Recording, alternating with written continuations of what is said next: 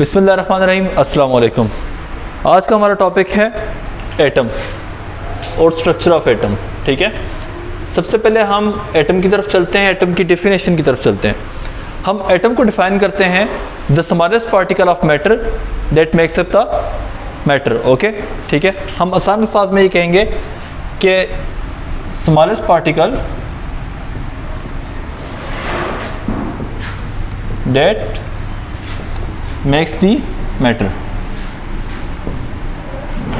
ठीक है, तो ये मैटर का वो ज़रा है जिससे आप कह सकते हैं कि तमाम के तमाम मैटर मिलकर बना हुआ है। ये सबसे छोटा ज़रा है। सही, सबसे पहले मैं चलता हूँ इसकी हिस्ट्री की तरफ। अगर मैं इसका हिस्टोरिकल बैकग्राउंड डिस्कस करूँ तो इसके हिस्टोरिकल बैकग्राउंड में हमें एक फ़िलासफ़र नज़र आता है। यानी ये कंसेप्ट एक फ़िलासफ़र ने पेश किया था जिसका नाम था डेमोक्रिटस। क्या नाम था उसका? डेमोक्रिटस। ये ग्रीक फ़िलासफ़र था। ठीक है, और आज से तकरीबन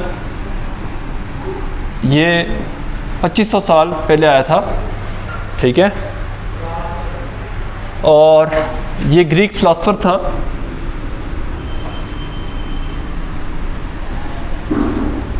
अच्छा, अब इसमें है क्या? सबसे पहली बात यह है कि जितनी भी चीज़ें हम अपने इर्द गिर्द देखते हैं, हम सोचते हैं कि वो किन चीज़ों से मिलकर बनी है। ठीक है, फॉर एग्जांपल मेरे पास ये रस्टर है, मैं कहता हूँ ये रस्टर किस चीज़ से मिलकर बना है। ठीक है, ये क्या करता है, किस काम आता है, ये हम बहुत सारे सवाल उठाते हैं। तो केमिस्ट्री इस तरह के सवालों के जवाब देती है। पहला सवाल हमारे जहन में ये उठता है कि ये रस्टर किस चीज़ से मिलकर बना है। तो जवाब ये है कि ये कपड़े से और लकड़ी से मिलकर बना है। तीसरा, इसमें जो चीज़ पड़ी हुई मेरे ख्याल से वो इंटरनली फोम है। ठीक है, अब सवाल ये उठता है इसमें जो लकड़ी है वो किस चीज़ से मिलकर बनी है। वो हम कह सकते हैं वो लकड़ी के मज़ीद छोटे ज़रों से मिलकर बनी है। लकड़ी के मज़ीद छोटे ज़रों से मिलकर बनी है। वो लकड़ी के मज़ीद छोटे ज़रे किस चीज़ से मिलकर बने? वो मज़ीद लकड़ी के और छोटे ज़रों से मिलकर बने। फिर वो मज़ीद छोटे लकड़ी के ज़रे किस चीज़ से मिलकर बने, तो हम उसे डिफाइन करवाएंगे वो और छोटे ज़रों से मिलकर बनी है। बात समझ आ रही है? सही। आखिर करते करते इसी तरह छोटे ज़रे छोटे ज़रे छोटे ज़रे छोटे ज़रे, एक वक्त ऐसा आएगा जब हम ये कहने पे मजबूर हो जाएंगे कि भाई दुनिया की तमाम तर चीज़ें छोटे छोटे ज़रात से मिलकर बनी है, जिसे हम कहते हैं एटम। ठीक है, जिसे हम क्या कहेंगे? एटम कहेंगे। पॉज करते हैं। ओके, अब यानी कि हम ये कहेंगे कि वो छोटे ज़रे जो कि पूरी दुनिया को बना रहे हैं, वो मैटर को बना रहे हैं, वो क्या है? हमारे पास एटम है। यानी ये फिलोसफिकल कंसेप्ट है। क्या है? Philosophical concept. मैंने यहाँ पे लिखा नहीं है, मैं लिख देता हूँ कि ये फिलोसफिकल कंसेप्ट है। यानी इसमें कोई साइंस यूज़ नहीं हो रही। ठीक है, कोई साइंस भी यूज़ नहीं हो रही। ये फिलोसफिकल कंसेप्ट है। ये बेसिकली लॉजिक की बेस पे दिया गया है कि कहीं ना कहीं ये दुनिया जो है छोटे छोटे ज़रात से मिलकर बनी है। वो क्या है? एटम है। सही। अब सवाल जो उठता है कि एटम जो है, क्या डिफरेंट एटम्स हो सकते हैं? एटम की शेप क्या है? एक सवाल जो उठता है कि एटम की शेप क्या है? हमें एटम की शेप पता है? नहीं पता। इसने डेमोक्रिटस ने एटम की शेप नहीं बताई थी। ठीक है, कि एटम की शेप क्या होगी, और इसने ये नहीं बताया कि कितने टाइप्स के एटम होते हैं। टाइप्स के बारे में इसने फ़िलहाल डिस्कशन नहीं की कि एटम्स की कितनी टाइप्स होती हैं। सही।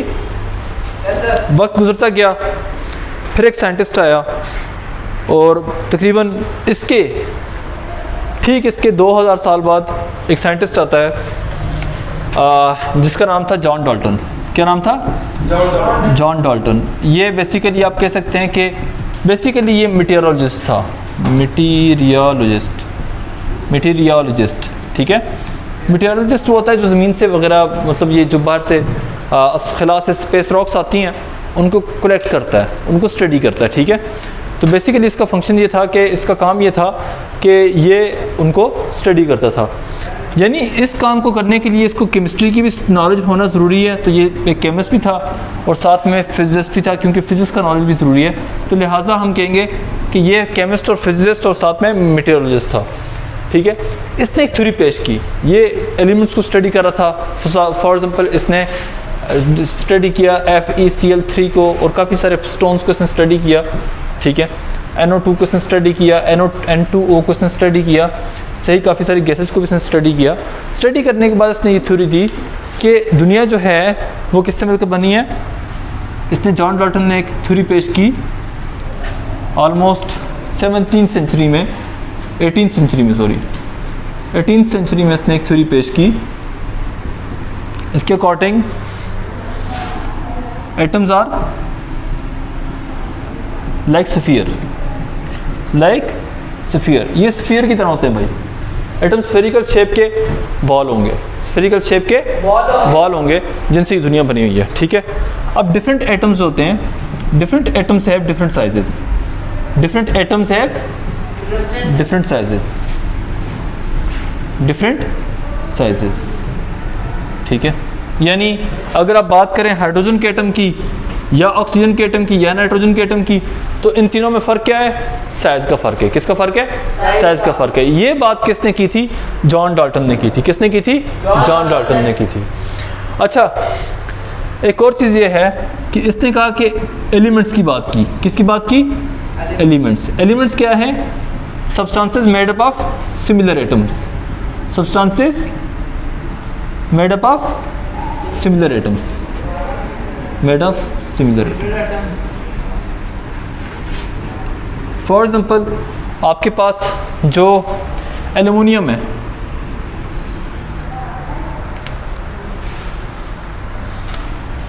एल्युमिनियम के एटम आपस में मिलेंगे। जब आप एल्युमिनियम की सरफेस को देखते हो तो उसमें सारे एटम किसके होंगे? सेम टाइप के होंगे, और वो सारे के सारे कौन से एटम होंगे? एल्युमिनियम के एटम होंगे। बात समझ आ रही है? सारे के सारे एटम कौन से होंगे? एल्युमिनियम के एटम होंगे। ये सारे एटम किसके होंगे? एल्युमिनियम के एटम होंगे। मगर जब आप आइस की बात करते हो, किसकी? बर्फ़ की। जब आप बर्फ़ की बात करोगे तो बर्फ़ क्या होती है? बेसिकली सॉलिड होती है, ठीक है। तो बर्फ़ जो होती है बेसिकली वो किसकी बनी हुई होती है? हाइड्रोजन, ऑक्सीजन, ऑक्सीजन, हाइड्रोजन, ठीक है। एक बर्फ़ का जो मॉलिक्यूल है वो एक ऑक्सीजन और 2 हाइड्रोजन से बना होता है, ठीक है।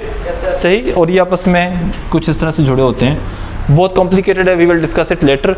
बट मैं आपको ये बताना चाह रहा हूँ कि इस तरह की चीज़ें जिसमें 2 या 2 से ज़्यादा एटम्स आपस में मिलते हैं, ठीक है, डिफरेंट एटम्स मिलते हैं, तो वो क्या बनाते हैं? कंपाउंड बनाते हैं। तो कंपाउंड क्या होते हैं? कंपाउंड को उसने डिफाइन किया था कि compounds are substances made up of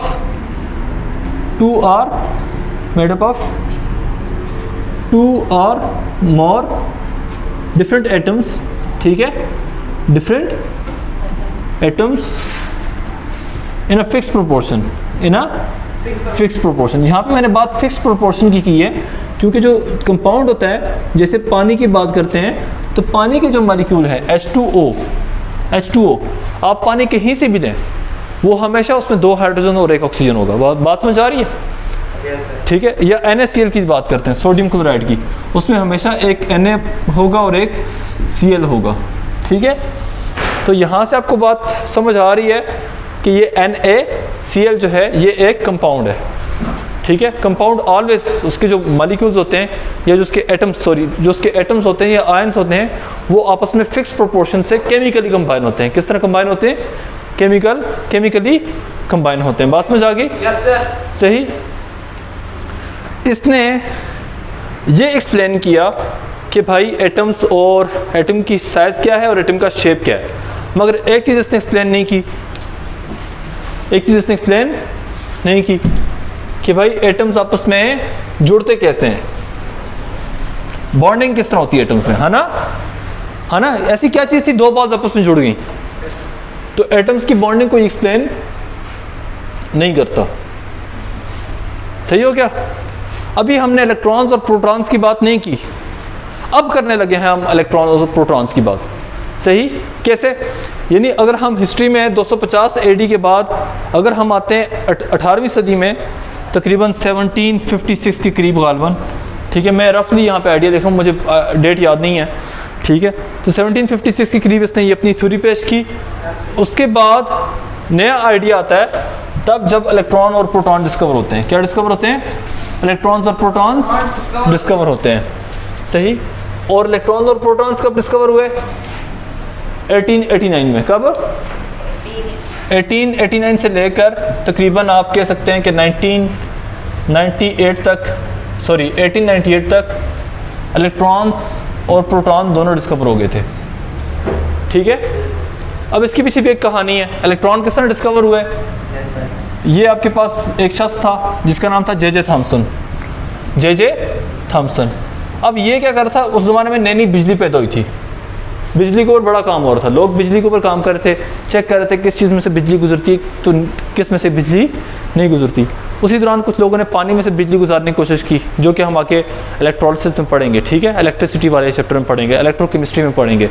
कुछ लोगों ने बिजली के ऊपर काम किया और गैस में से बिजली गुजारने की कोशिश की। उसने क्या किया, गैस ले ली और गैस में से क्या करने की कोशिश करने लगा, बिजली गुजारने की कोशिश करने लगी।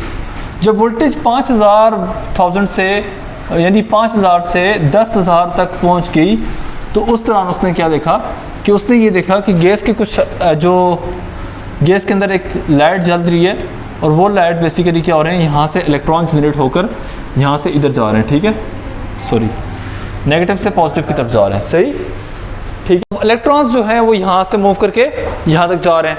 इलेक्ट्रॉन डिस्कवर हो गए तो उसके अगले साल 1887 के बाद 1888 में प्रोटॉन्स भी डिस्कवर हो गए, ठीक है, सॉरी 1889 और 1890 में तकरीबन इलेक्ट्रॉन और प्रोटॉन दोनों डिस्कवर हो चुके थे, ठीक है। I don't know exact date, मुझे नहीं पता, मगर अंदाज़ा बता रहा हूँ कि इलेक्ट्रॉन्स और प्रोटॉन डिस्कवर हो गए, सही। अब जॉन डॉल्टन एटॉमिक मॉडल क्या कहता है कि एटम जो है वो स्फेरिकल बॉल है ना। अब आपने क्या करना है, उसके अंदर इलेक्ट्रॉन्स पुट करने हैं और प्रोटॉन्स भी पुट करने हैं। तो आप ये कहोगे कि भाई प्रोटॉन्स ऐसे और इलेक्ट्रॉन्स होते हैं वो बेसिकली ऐसे होते हैं, सही। ये प्लम पुडिंग मॉडल था जो कि जे थॉमसन ने दिया था, जिसके मुताबिक एटम जो होता है वो बेसिकली फिल्ड अप होता है, किससे, इलेक्ट्रॉनों और प्रोटॉनों से फिल्ड अप होता है। ये मॉडल दिया था जे थॉमसन ने, ठीक है। जिसने इलेक्ट्रॉन डिस्कवर किया था उसी ने मॉडल भी पेश कर दिया, चलो मेरा नाम बन जाए, सही हो गया, बात समझ आ गई। अब आगे एक प्रॉब्लम है, जे थॉमसन ने ये मॉडल पेश करने के बाद उसके बाद कोई नया मॉडल, वैसे काफ़ी सारे नए मॉडल दिए गए थे बट वो आपकी बुक में नहीं है, तो उसके बाद आगे एक और मॉडल आता है जिसे हम कहते हैं रदरफोर्ड एटॉमिक मॉडल। अब आपका सिलेबस स्टार्ट हो रहा है यहाँ से आगे, ठीक है।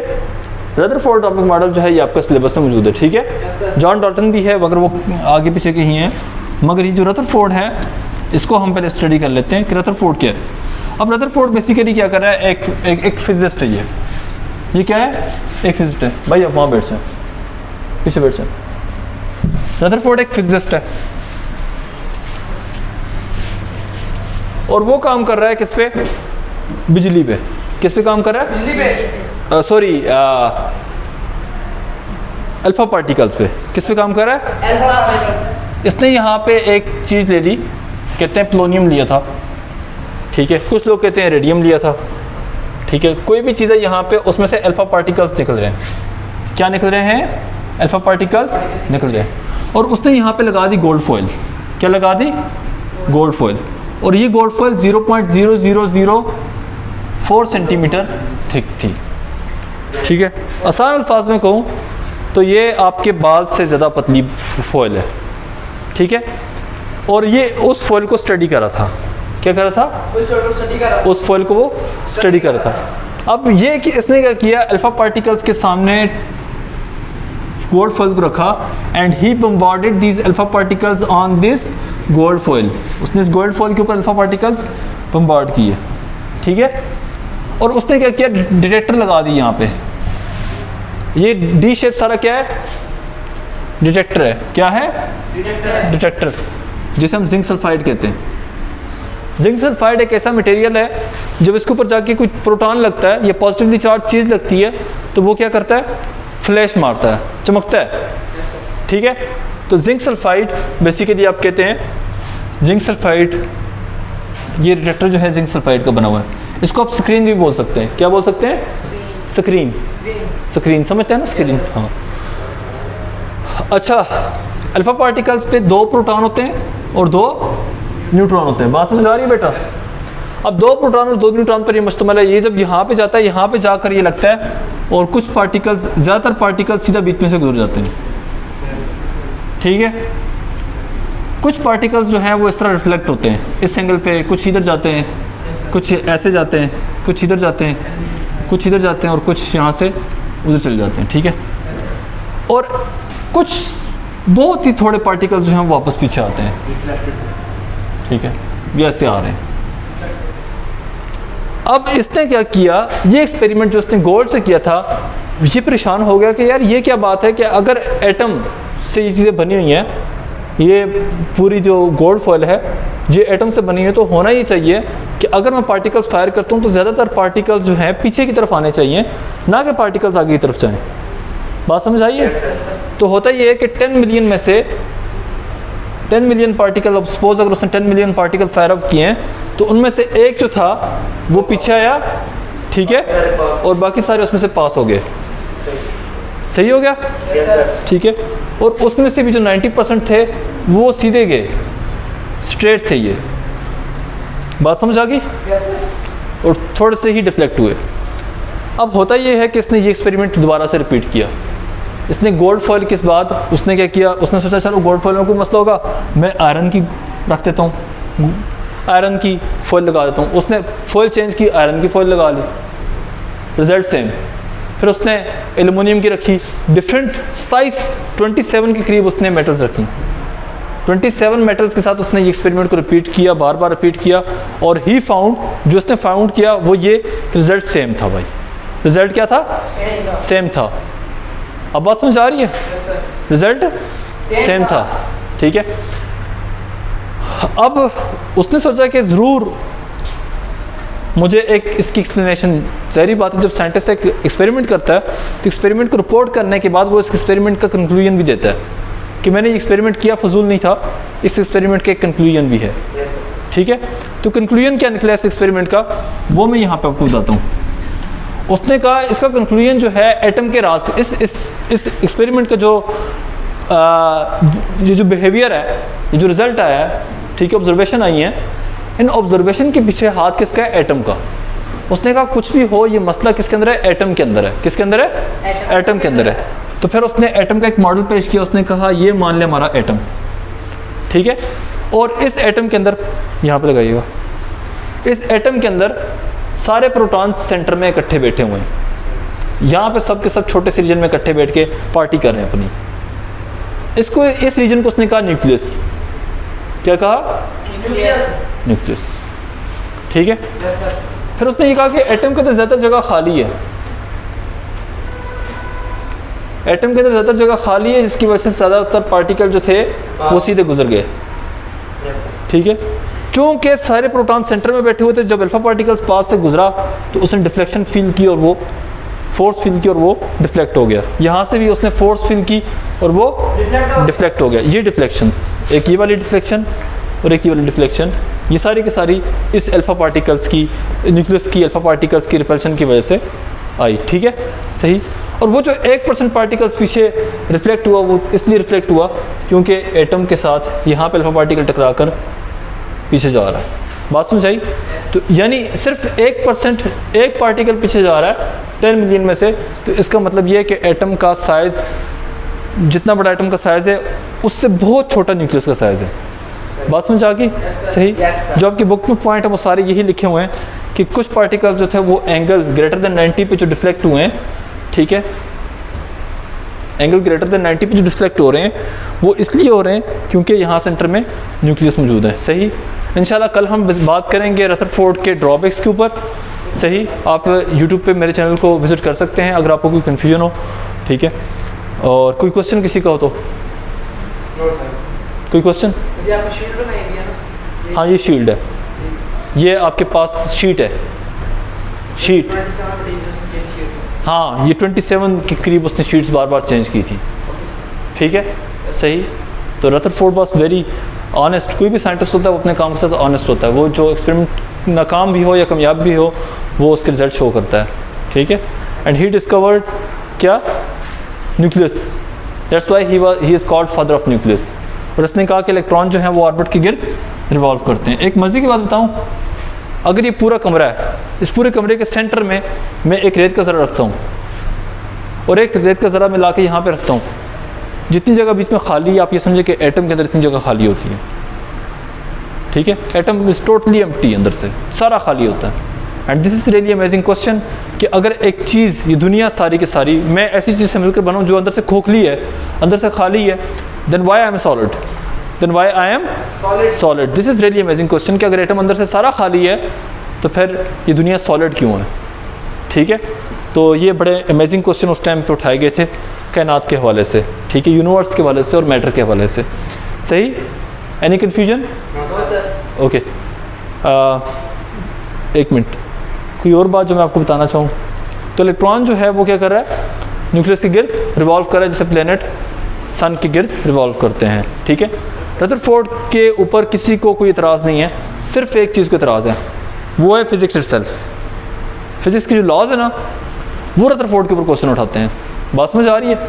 यानी इंसान के असली कोई इतराज़ नहीं है, जो मैथमेटिक्स है, फिज़िक्स की मैथमेटिक्स की इक्वेशन है, फिज़िक्स की इक्वेशन है, वो इस मॉडल पे सवाल उठाती हैं और कहती हैं ये मॉडल एग्जिस्ट नहीं कर सकता, ऐसा एटम मौजूद ही नहीं हो सकता। ठीक है, सही। और कल हम पढ़ेंगे रदरफोर्ड के एटॉमिक मॉडल के ड्रॉबैक्स।